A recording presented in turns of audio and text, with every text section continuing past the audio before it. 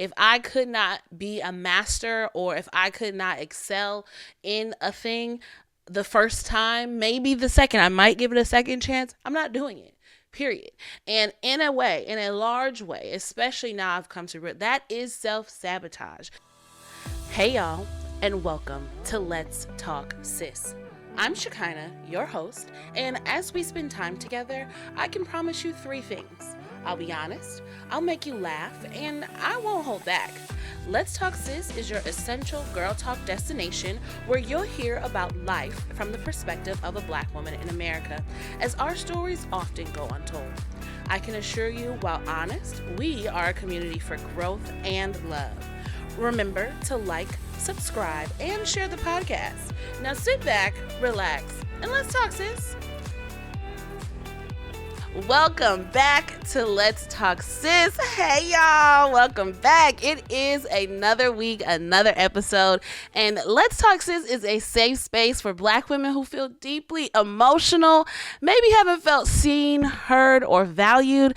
Listen, we have room for you here, okay? I am your host, Shekinah, and this is absolutely one of my favorite places to be. Now, if you don't identify with the Black women, you are more than welcome to come on in the room and support what we got going on over here, okay? We still love you all the same, but be kind, be nice, and be supportive, because this is a community, okay? The talking is not just about what I have to say, but this is a conversation amongst women, okay? And I want to hear from you. So if you have a timeline topic, if you have a Let's Talk topic, if you have a question, a comment, or a concern that you want discussed here on the podcast, please reach out to me. Email me at the Let's Talk Sis pod at Gmail, and we gonna get into it, okay? This is just as much a platform for you as it is for me.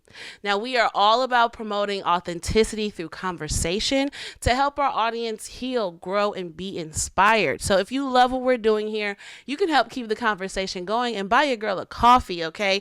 Your support goes to helping grow the team, improving our content, and keeping the mission moving forward. So every contribution you guys make, whether big or small, it really does make a difference. So you can tap the link in the show notes, or you can visit buymeacoffee.com/let's talk sis. Okay.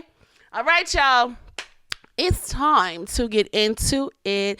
Time to do the things, okay? It is time for our timeline topic. Now, this is where I scroll through my timeline and we discuss media, current events. And this week, I was scrolling through my timeline and I seen an interesting video around supporting small Black brands. Hanifa, to be specific, okay? I just saw the post where Hanifa, founder of Hanifa, said that they are closing until further notice. And I am honestly enraged. I'm so upset. So if you didn't know, I did a video talking about Hanifa and the so-called scandal, at the very least the backlash that occurred as a result of the pre-orders during the sales event at the end of the year. A lot of rah-rah, chit-chat, hooting and hollering was going on TikTok that I responded to, not on TikTok intentionally, because I understood how the algorithm was going and how it was privileging the negative commentary, and I didn't want to be a part of it. So I decided a long form video was better. In that video, I did my best to provide a nuanced analysis, because this is a social media platform, baby. Nuance cannot be gathered here despite what you think. So I took it to a long form platform intentionally so that I could share some nuance that I thought was important. Number one, that we can hold any business accountable, and we should, but we have to also understand how grace is deserved and should be provided to Black businesses and Black women-owned businesses at that, who oftentimes are doing the most with least. The smallest amount of venture capital, bank loans, investments, with a knowledge and understanding and a skill set around running a business administratively, how hard it is to make said business profitable. And what I said in that video, what I said was this: keep this same motherfucking smoke you have for Hanifa for Jeff Bezos.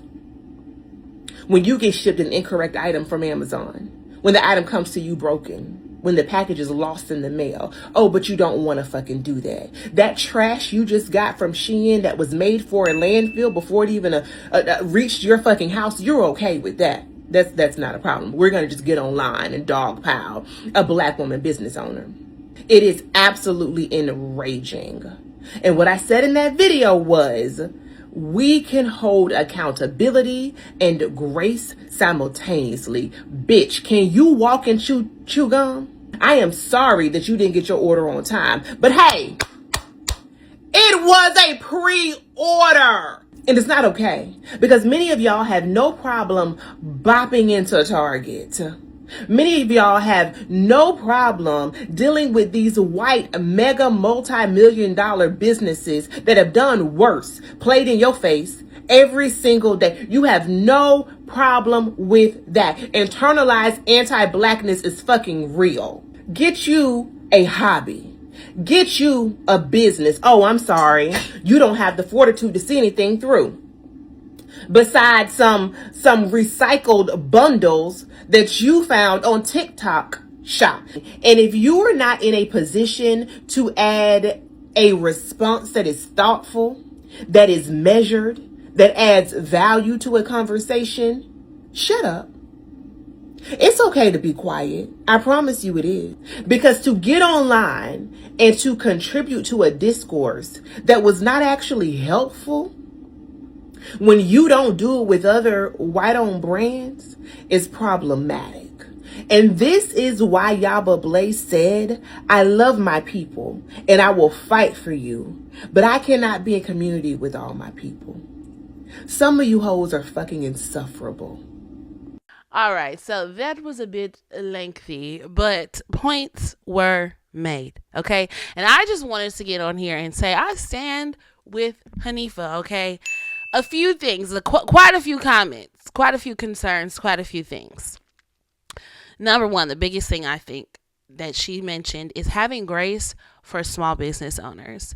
I think, unfortunately, I was just telling a friend this. I came up in the Shein and the Fashion Nova and the fast fashion era when it was coming to be. That was the time when I became the consumer, when I was the target audience. So I have very much become accustomed to, and Amazon Prime, I have very much become accustomed to, I order it today, it's here tomorrow, and what came is exactly what I ordered. No, and if there is an issue, I can easily ship it back, no problem, no questions asked. Now the comments say now Hanifa is out of my price range and I don't shop there. However, I hated to see her get dogpiled. And that's exactly the problem. Like, what we can expect from any business, right? Anybody taking our money, anybody taking our resources really in exchange for a promise of service, product, whatever, we can have an expectation that they deliver. That's not unrealistic, right? It's not like we're like, well, y'all should have just knew it was going to be later. Y'all should have just known. No, absolutely not. You can, in fact, take exception with, hey, it was a pre-order. You said it was going to be the 1st. It's the 30th. I don't really like that. That's maybe not the best that's not my most preferred form or method of service, right? But I think we also have to remember that these companies, these small businesses are there's people behind them, right? There's human beings that are operating and executing on these things because they don't have the venture capital, they don't have the AI investments, they don't have the automated technology, they don't have the warehouses and et cetera, et cetera. So there is literally someone grabbing the item, placing it, packaging it, going through the process, and we can tell when the people in the comments have never had to be responsible for a process because you don't have grace and understanding.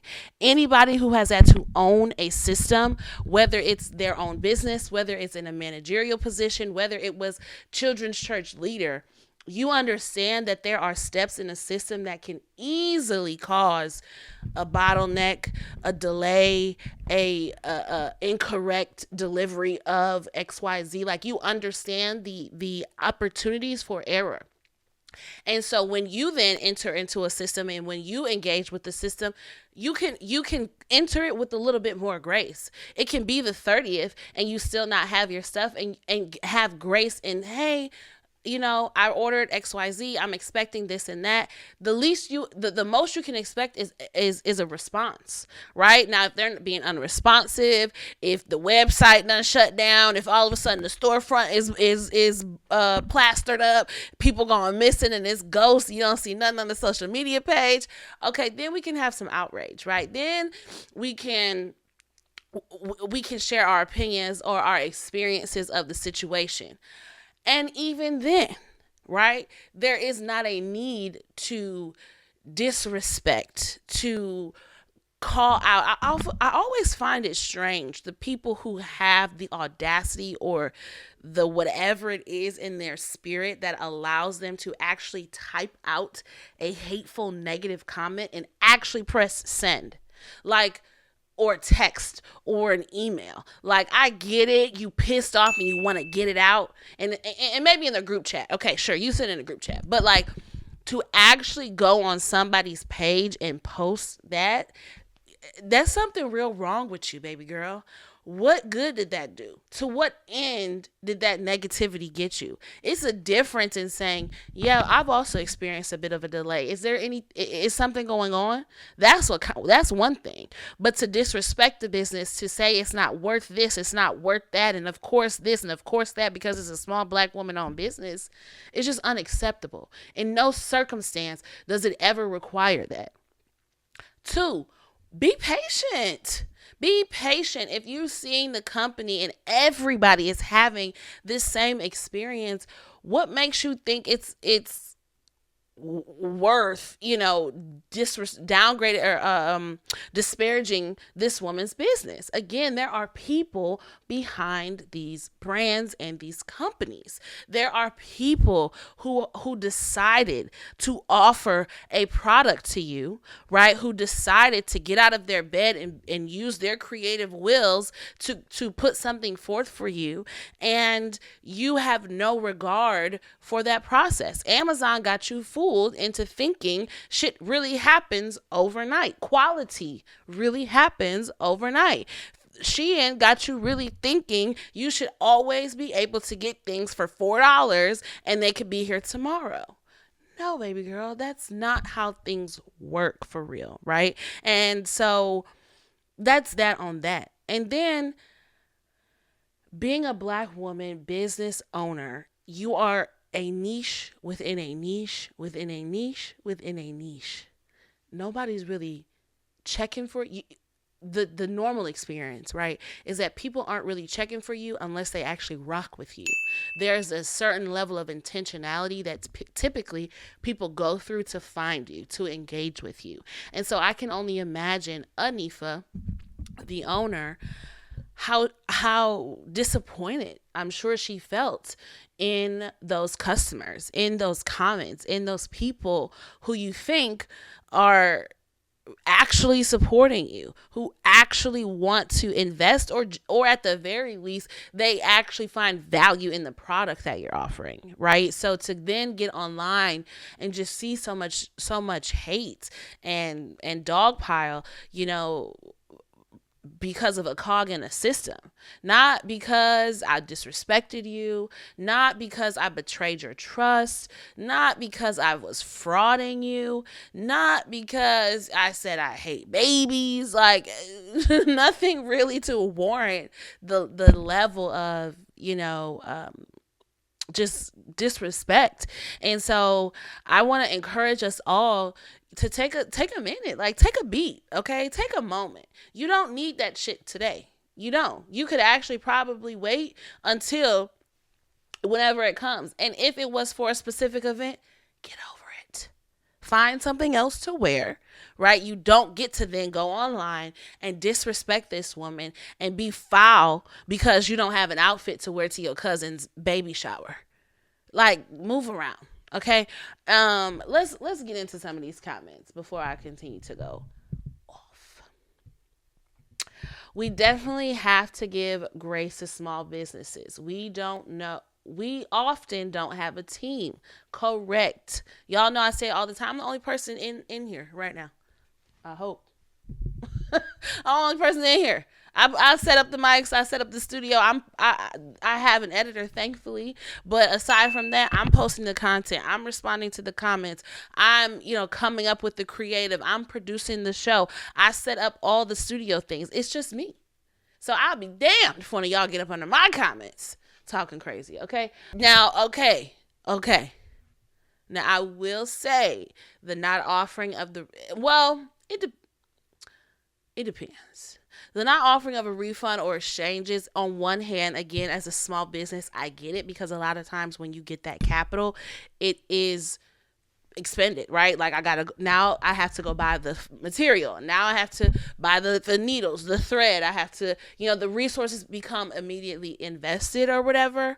But I do think that is something important to say upon ordering, right? If when I go in and I order and it tells me no refunds, no exchanges, I got to live with that. And again, I am not saying there is a problem with people being upset. I'm not saying there's a problem with you emailing, with you reaching out, with you making a statement or a question or a comment in regards to getting your things. Absolutely. But it's just the disrespect, and it's the foul nature, and it's the sly comments, and it's the underhanded, and it's the heart posture, I guess you could say, of those comments, questions, concerns that causes people to decide to not go into production anymore.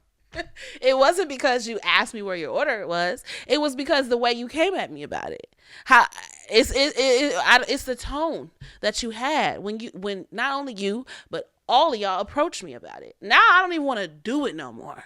Right? She also just had a baby. Like, now I don't even want to do it no more. So I think we have to find, just like Jesus said, a way to have grace and truth. Hey, my order is late. I know you're working really hard. Is there any information that I can get on an update? Right? When could I expect it? And if it's not here by then, should I reach out to you, or will there be communications? Right? All of the things can happen, and you can get what you want at the end of the day, but it's all about how you approach a situation. Let's see what else we got over here. There's never a need to disrespect. As you said, it's a real person on the other side of the screen.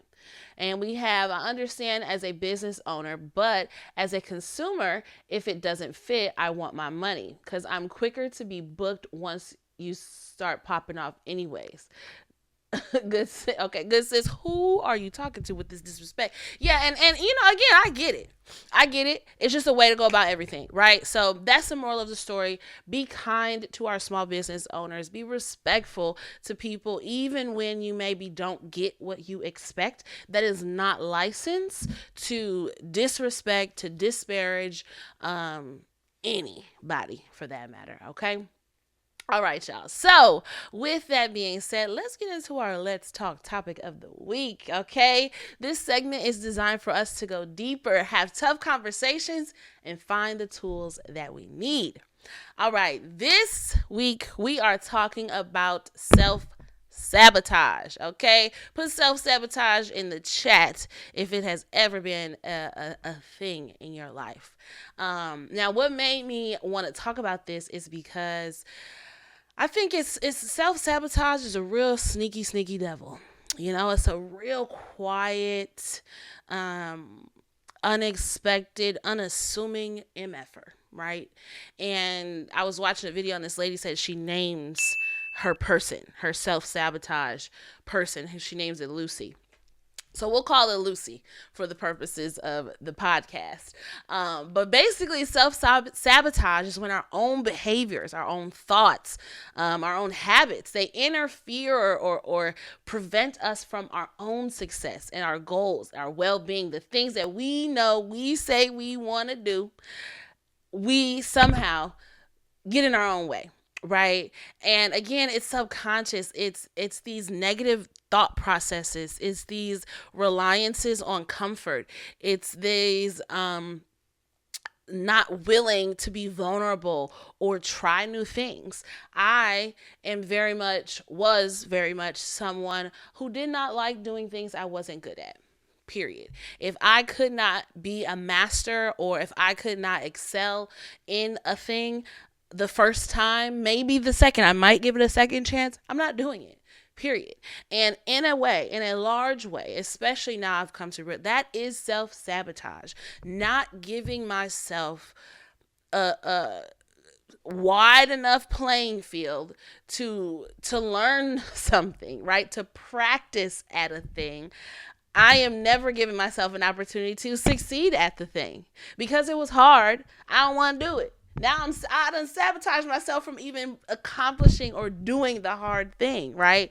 Coming on this podcast every single week, it was a hard thing for me. I don't like doing things that I have to do, right? That are like anything that I have to do every single day. I don't really like doing it because I don't know why. My brain likes to wake up, feel what I want to do and do it. But that's not really how life works when you have goals. That's not supportive of getting shit done. You got to just do some things sometimes when you don't feel like it. So last year I had to commit 52 episodes. I'm coming on this podcast every single week, even if it's hard, even if I don't feel like it. I'm a batch record. I'm a record ahead so that there is content available every single week because I can't say I want to be a successful podcaster. I want to get paid with brand deals and sponsorships, and I'm not even showing up to do the podcast.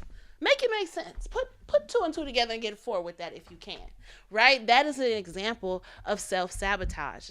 Another example is procrastinating on things that are important to me. And in a way that was procrastination. Like, I'll do it later. I'll do it another time, right? And we spoke last week about intentions. When you are intending to be great at something, when you are intending to grow in an area and you procrastinate on getting started, that's you, boo. You did that to yourself, right? Working out, for example. I made excuses. Well, I don't have a gym. I can't afford to go to the gym, right? I don't have a gym pass. I don't have access to weights. My knees hurt, right? All of that is procrastination. When all I had to do was just start walking. I literally just had to put one foot in front of the other. God gave me everything I needed to get that workout in, right? I don't have to go to a gym to work out, but I'm mad because of all those other things. That's why I haven't lost any weight. That's the reason I can't be successful in, looking how I want to look because I don't have access to these things. I don't have that. Or I could go tomorrow. It's fine. I'm tired today. Procrastinate, putting that stuff off. That is going to never allow me to get to where I want to go. Another example is avoiding opportunities. You don't want to go out the house. You don't want to get on the FaceTime call with your friend, right? You don't go to the work after hours happy spot or happy hour work spot. Put them words together how they supposed to go for me, friend. Thank you. Those are examples of self-sabotage, right? You have to put yourself out there. You have to do the things that you say you want to do. Otherwise, you're going to forever be stuck in this same spot. You can also self-sabotage by overthinking, not setting boundaries, talking yourself out of things before you even try it. Like I said, that was me. I don't like doing hard stuff, something I don't know about, right? So it's important to understand, though, that self-sabotage is often a way that your body, your psyche is trying to protect you, right? For some reason, we think if I show up on this podcast every week, if I go out with my friends, if I actually just do the thing instead of talking about it, something negative might come as a result. I might experience some rejection. Nobody's gonna watch the podcast if I put it out there, right? I might experience some judgment. They're not gonna agree with me on what I have to say. People are just gonna talk crap about me. They're not really gonna support me. I might have to change, right? I might realize going out and being with my friends, oh, I'm the problem, right? I'm the negative Nancy, or I actually have not been trying. So now I actually have to change. Now I actually have to do something different, right? So that's what your brain feels like it's trying to protect you from. So it's important to recognize that, okay, I'm having this negative thought. I'm having this moment of overthinking. I'm constantly procrastinating. What fear am I trying to avoid? What is on the other side of why I'm not doing this? Why I keep getting in my own way. Okay. Let's see. We got a couple self sabotages in the chat. I let opportunities pass me by for no good reason, mostly fear, though. Exactly. Right. And then we say, dang, I wish I could be the one who's X, Y, and Z. Well, the one who's X, Y, and Z, the one who's on stage, it's because they took opportunity one, opportunity two, opportunity three, four, five, and six. That led them to the stage. It wasn't that they just woke up on the stage. And I'm saying this to myself, like, you got to just, do the small things. Put yourself out there one step at a time. We also have hey AK Nation, definitely want to do content creation, but already saying it's hard and I don't have any time. Judgment is definitely another thing that's stopping me. Exactly. And here's the thing about it, AK, A and K, excuse me. It might be hard. Right? The thing you're procrastinating, the thing you're overthinking, the opportunity that you don't want to go into, it might be hard. It might be scary. You might just fail. You might be judged, right? But so what? And you'll live, right? We'll live. We'll be okay. And I think it's important to tell ourselves that, because what's wrong with being a little scared, right? Fear don't have to stop anything. Okay, you can judge me, but are you going to be my ticket into heaven or hell? Oh, okay. It is hard. How can I make it easier for myself? How can I honor myself in doing the hard thing? What accommodations can I make to make this process easier? But we can never get to the ends or the answers of those questions if we don't just start with the whole I don't want to do things because it's hard for me. I've realized, let me just start. Let me just see, right? Let me just take a step. Let me just do one thing. Right now, I'm producing a masterclass, a content creation masterclass, right? There's 4 modules. I first had to come up with the script, had to edit the script, make sure it's good. Then we had to record the script. Then now I'm in the process of editing the recordings. In that process, not only do I have to edit out the ums, the ahs, the oohs, the right? I also have to then come up with the graphics for the masterclass. And then not only do I have to come up with the graphics, I have to come up with, well, what platform is it going to be on? How am I going to get it to people? All of these freaking steps, right? And I told myself, you know what? I'm not even going to think about it. I'm going to think about the step I'm doing right now. Right now, I'm just recording these videos. I'm recording that script that I wrote. I'm going to get that done. When that's done, now, actually now live currently, I'm in the editing of the things. I'm not running myself ragged editing this thing because it is hard. It is taking time, but I am going to self-sabotage myself if I allow that to not let me do it. So what do I need to do? All right, I'm just going to spend an hour today, right? I'm going to spend an hour next week. I'm going to schedule it in. If I only get 2 minutes done, that is good enough, right? I'm just taking a small bite out of that elephant every single time and just not allowing me to be the problem for me, right? So how do we identify if we are self-sabotagers, right? Because a lie can be real convincing, right? We can tell ourselves, oh, I didn't take that opportunity because it just wasn't right for me. Or I didn't start that thing because I actually do need a better lighting, or I actually do need a tripod, right? So these lies can be really convincing, but you're going to ask yourselves a few honest questions, okay? Grab a pen, open your notes app, do what you need to do here, okay? 1, do I start things but rarely finish them? Let's play a game, okay? Put a finger down. That's what we're going to do. Everybody put your 10 fingers up.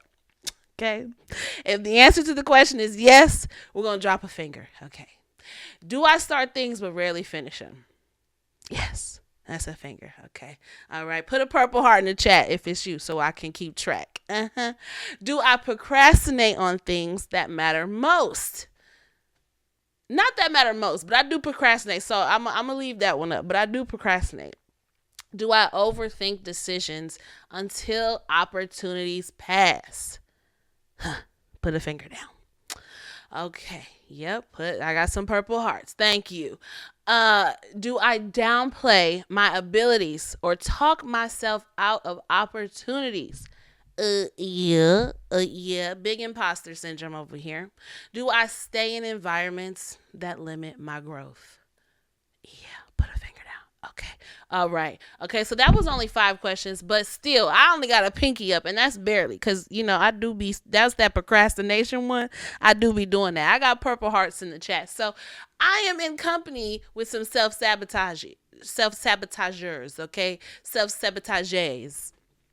Thank y'all for the likes. So we got to do better, friend. We got to do better. We can't be our own problem. There's enough problems in this world for us, especially if you look like me, okay? We got to get out of our own way. So it's important to understand that these patterns reveal more than intentions. You may want to grow, but your patterns will show you whether or not you are aligned with it, right? So also, those things that we're overthinking, those opportunities that we're letting pass by, the hard things, are they actually aligned with your intentions? Again, we spoke about intentions last week, because if they aren't aligned with your intentions, that could be the cause of the overthinking, of the sabotage, right? You don't actually even want to do it. You don't even actually want to do that thing. You're telling yourself that's what you want to do, but that's not even actually really what you want to do, right? You got invited to go hang out with those people, but you don't really even want them to be your friends for real. So be sure that those things you put your finger down for are actually aligned with what you say you want to do. Okay, so first thing to stop this, all right, to round this out, how do we change this behavior? We got to identify the process. Okay, what do I consistently do that slows my own process? And why am I always procrastinating? What are those thoughts that are happening in my head when I'm passing up these opportunities, when I'm refusing to do the hard thing, right? We got to identify it first, which I think we have. We got those purple hearts in the chat. And then we need to challenge the thought behind the behavior. So every sabotaging behavior has a belief behind it. For example, I'm not ready. Someone else can do it better. What if I fail? And then ask yourself, is this thought protecting me or is it limiting me? So for example, with opportunities, if your thought is, I'm not ready. Okay, that might be true. Ayana, you're a chef, so I'm gonna use you for example, a pastry chef. Let's say there's a cooking show competition, right? And these are the Olympic bakers of the world. And you get offered, hey, to apply. Well, you might not take that opportunity because you may not be ready. You may not be at the Olympic level baking. I'm not saying you not, girl. I'm sure you can compete with the best of them. But you might be, state level, right? So that's why we're not taking the opportunity. That thought of I'm not ready, it was actually protecting you, because you don't want to get on stage and embarrass yourself in front of the people. You do need to practice, right? You do need to go over your speech. You do need to make some tweaks to that script. You actually are not ready. So in this instance, it's protecting me. But if it's a local competition and these bakers are big amateur, and you just say you're not ready because you're afraid that once you get on this stage, now you're going to be flooded with business and flooded with opportunities, that's self-sabotage, right? In that case, it is limiting you. You are more than ready. You are more than capable. You are more than qualified. And you can sweep that competition under the rug, okay? But you are limiting yourself because, dang, if I get on that stage, if I actually do good, if they actually like me, I'm going to be booked and busy. Yeah, girl. Get out there, okay? Step 3 is just take small, intentional actions, right? With turning off that self-sabotage switch is not going to happen immediately. It's not going to happen overnight. You're going to have to go through some things, right? So you can just take small steps. Post one piece of content, right? Make that your commitment. Once a week, I'll post something. Apply for the opportunity. Don't have your heart set on whether or not you're going to get it and then what. Just apply. Read over the application. Have a hard conversation with somebody, right? Stand up for yourself. Assert yourself. Express your goals, your desires, your dreams with someone, that it matters to. And it's just a small thing to get you to see you'll be okay, right? I was afraid, but I applied and I'm okay, right? I didn't know if I could be or I thought somebody else could do it better. I actually won first place, right? Just taking those small steps despite the thought, despite what you're feeling internally, can really make a big difference. Step 4 is develop some accountability. Okay. When you are accountable to yourself, when you have friends that can hold you accountable, when you build a community that is looking for you, when you have a mentor, a friend, whomever, it helps you get those things done faster. Okay, this is a shameless plug. Every Thursday on TikTok, we go live and do co-working from 12 to 2 p.m. Eastern. So that is a block of time that Kimberly and I have set aside to do the things, right? We welcome anybody who wants to join us on TikTok. Bring your projects, bring your content you say you want to create, bring whatever it is, bring the application for the opportunity, for the job. Bring it, do it, and we all check in and report with each other what we got done. This little pocket of community creates a moment of accountability where we have to show up. This week, both Kimberly and I were like, I didn't want to do this. I'm tired. This week has been a drag. Okay. It's been a lot. It's daylight savings time. It's Mercury retrograde. Like, it's too much. But the fact that we both knew, well, she gonna want me to be on the live, we showed up, right? So that piece of accountability, and we got shit done. That piece of accountability, that moment, really helps us to check these things off our list and again stop getting in our own way. Well, I don't have time for things. Well, we created time. We made time instead of just allowing that to continue to be an excuse. And last but not least, align your actions with your faith and your values. That's a big one for me with this podcast, right? If I say I want my platform to grow, if I say I want my community to grow, I can only show up to the stage, to the mic. The rest is on God. The rest is in his hands, okay?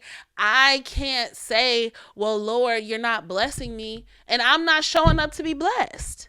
I have to align my actions with what I believe. I believe God is a good God. I believe he's a faithful God.